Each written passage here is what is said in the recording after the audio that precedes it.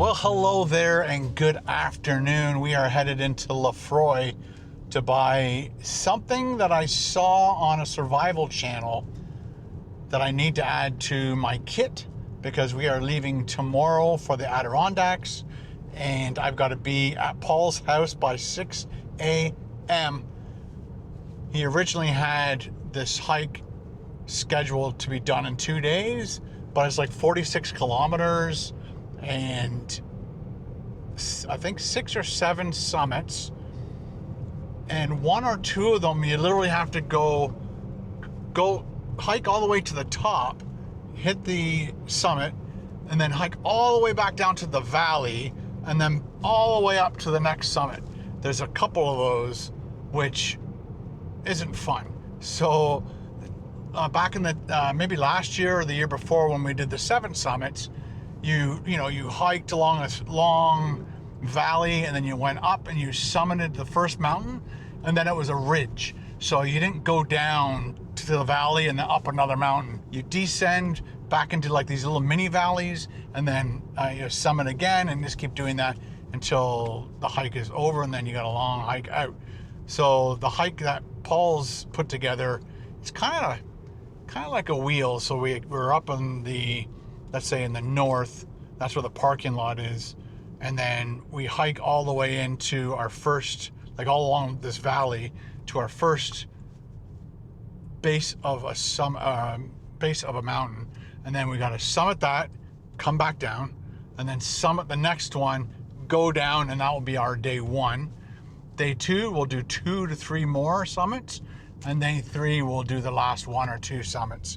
And yeah, this is going to be our first 3-day, and I'm glad that he realized, because as we're getting closer and closer, I'm like, we did 23 kilometers in 6 hours at Sleeping Giant, but there was like minimal elevation.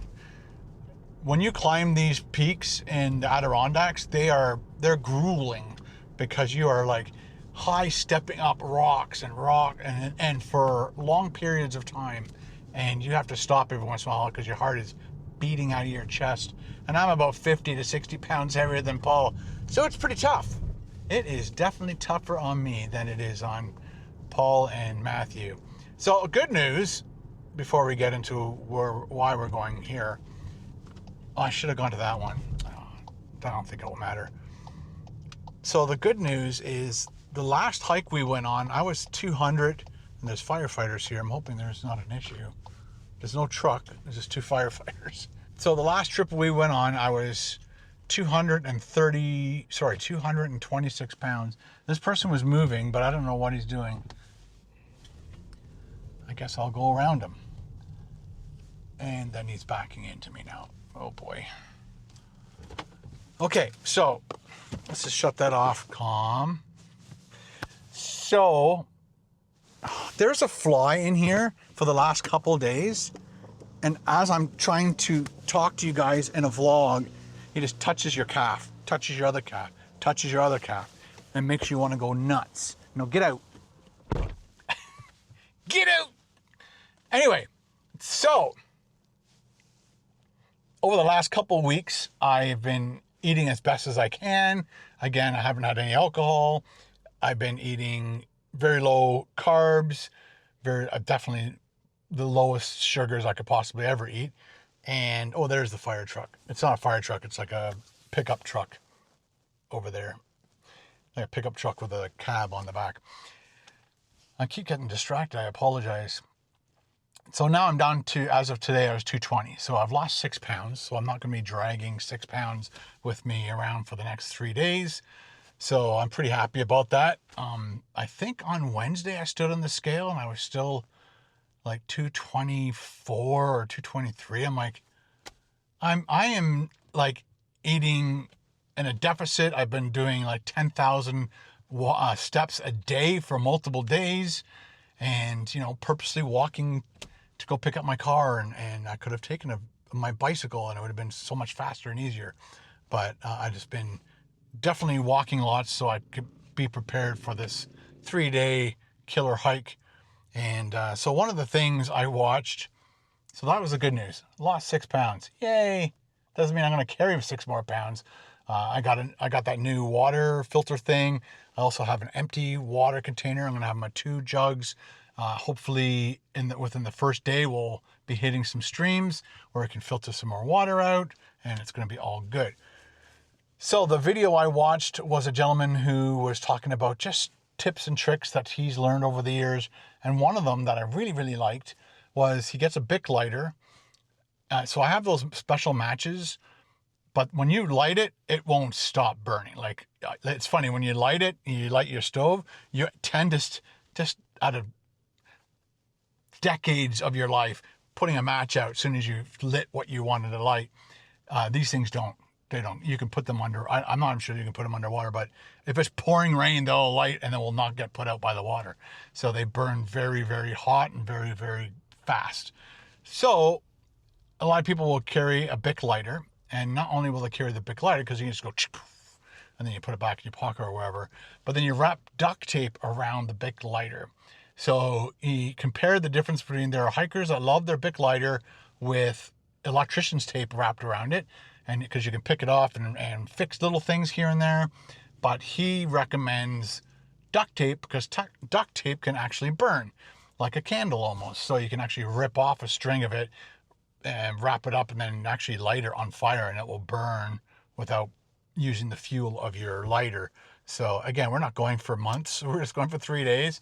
So I just wanted to come to the store with you guys and zip in there, grab a lighter, go home, and then wrap some duct tape around it, and I'll show you as much of the kit as I can.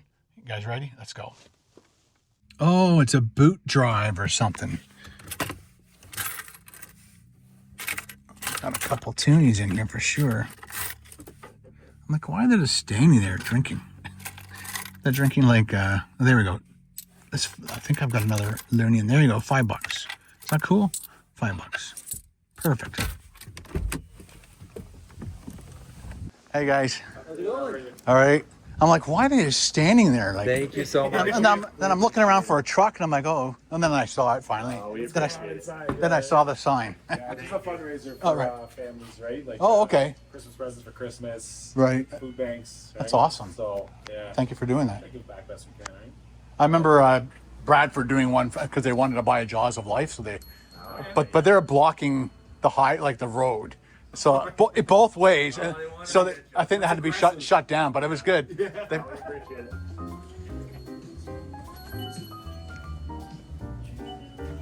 Okay, I think I want. 안녕하세요.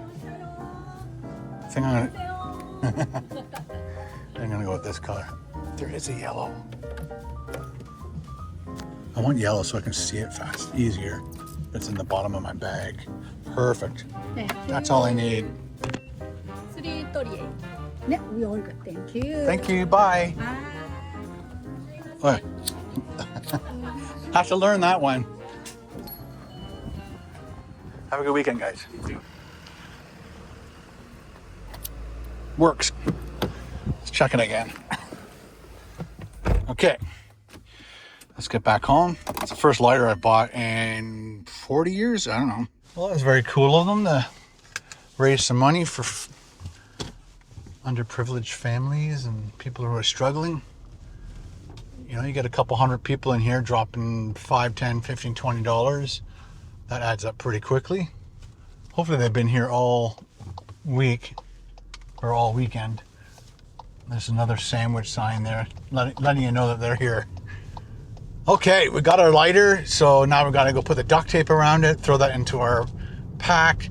Again, I've been really trying to concentrate on what I want to bring, what I don't want to bring. Another really cool thing I learned by, I think it was the same guy, or no, it was a different guy. I think Carol sent it to me too. It was a Facebook, what do you call the Facebook ones? Anyway, so she sent me one of the Facebook videos, and it was a guy saying, you have been packing your backpack all wrong. So he said the first thing you want to do, have an empty, your backpack is completely empty. First thing you want to put in there is the last thing you're going to do when you get to your campsite is the tent. So you take your tent out of the bag that it's in, because you said you don't want to put your tent inside a stuff sack, because then now that stuff sack is a hard item. It's a non-manipulative item. So when it's just the tent, you just jam the tent in. Then you jam the fly in. Then you put your sticks down the one side, your pegs down the other side, if whatever's on the other side. Then you put your ground sheet in. So because that's the direction you're going to be taking things out of. And then what you do from there, building up, then you can start putting your clothes, your first aid kit, and things that you're not necessarily going to use while you're hiking. But when you get to, the red light camera is coming soon to this area. They had the red light camera here for a while, and then they took it away. I guess the certain districts or certain areas are only allowed to have so many cameras, and they just move them around. So it was there for I think a month leading up to school being back in. I just wanted to make sure everybody was paying attention to the speed limit in front of the school. But of course, it is Saturday. I worked like a dog all Wednesday, all Thursday, all Friday, shooting vlogs, editing the ghost taco video, and as of last night, I think I got it down to like an hour and 36 minutes, and I wanted it to be an hour. So it took me all day today up till I think 1:30. Up to 1:30, I got up at, I set my alarm for 7, and then I think I had to wake up at 6:30 to go to the washroom, and plus Sunny was bugging me. And then I reset my alarm. I'm like, you know what? I'll get it done in time. So I set my alarm for 7:30, and then Sunny kept bugging me between 6:30 and 7, and basically I got out of bed at 7. And then I just made my coffee, went right to work, and just had my head down, go, and I finally got it done. So I was 7:30, 8:30, 9:30, 10:30, 11:30, 12:30, 1:30. So 6 solid hours of me literally trying to take anything and everything out to bring it down to an hour. I think at one point I got it just under an hour, and I'm like, nah, I had to put some stuff back in just because I want it to be exactly an hour. No particular reason. I just don't want my video to be like 59 minutes and 38 seconds and 4 frames. Just make it an hour if you can. If I could have taken out another 5 minutes, then I would have. But there's so many things in the video that I just want to show you.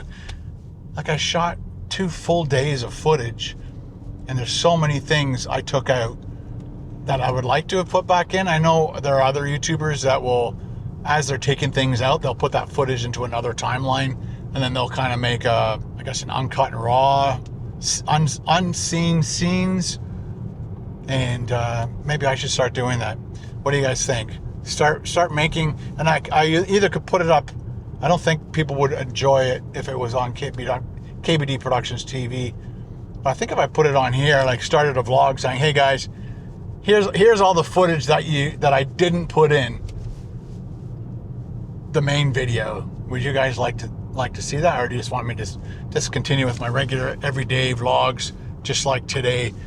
I don't have a whole lot of time. This is a rushed vlog, so I apologize. I'm hoping it's adequate to watch. So we did what we needed to do. I got my job done. Had to make my 3 thumbnails, upload it, do all the description and the time code, and then make sure it launches at 3 o'clock properly. So now it's 3:30. The vlog that went out today, I think it says broken. I think it's the broken window one. It went straight to #1. So thank you for that. You know, when bad things happen, sometimes it works out. What I'm hoping for is a lot of people watch it, and you know, that video plus maybe a few more will generate enough revenue that will pay for the window. So again, when financially bad things happen to me, like denting my car, breaking a window, whatever, flat tire, new ball joint, whatever it is, if I make a video about it, you guys watch it, then the revenue I make from that pays for it. And of course, my channel members, Patreon and Cameo people. All right, we're almost home.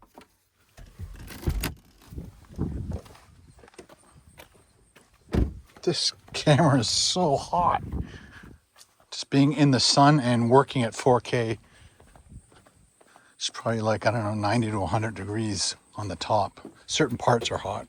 Just above the lens there, right there, is like really, really hot.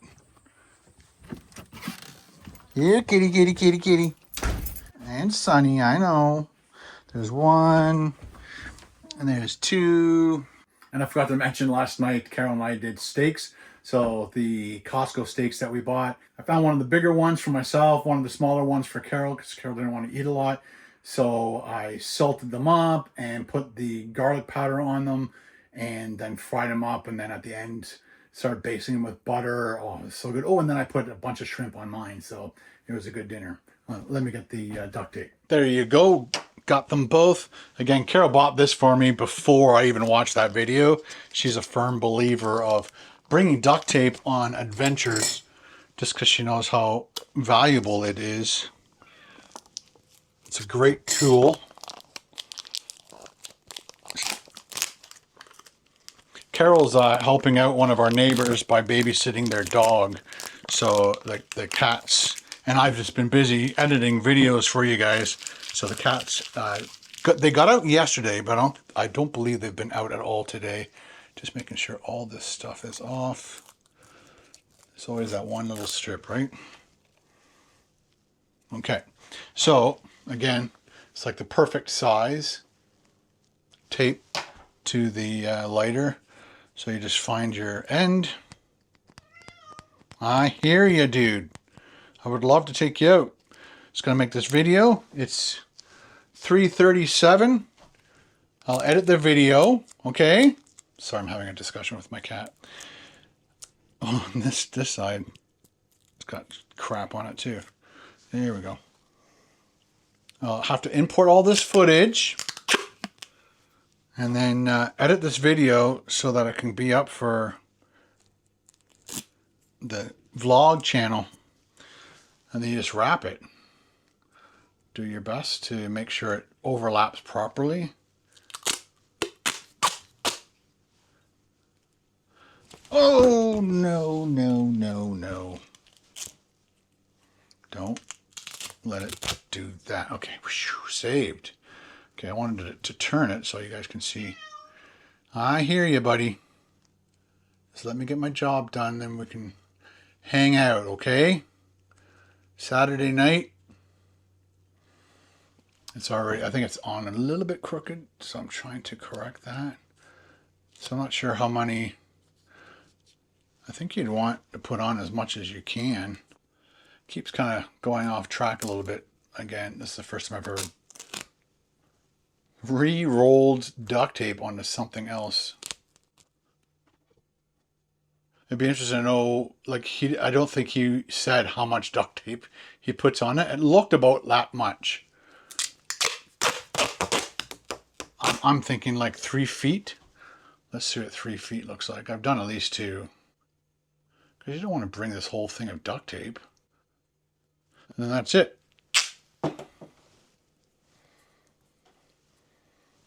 Safety, survival right there. Okay.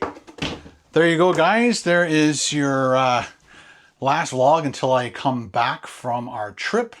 I probably won't be able to walk for a couple days after this trip. It's going to be brutal. We're actually reclimbing or resummiting Marcy, which is the tallest mountain in the Adirondacks, because Matthew has not done it. So I've already done it once with Paul. We're going to be doing it again on our way out. So that's going to be, I think, yeah, it's just going to be a really tough 3 days.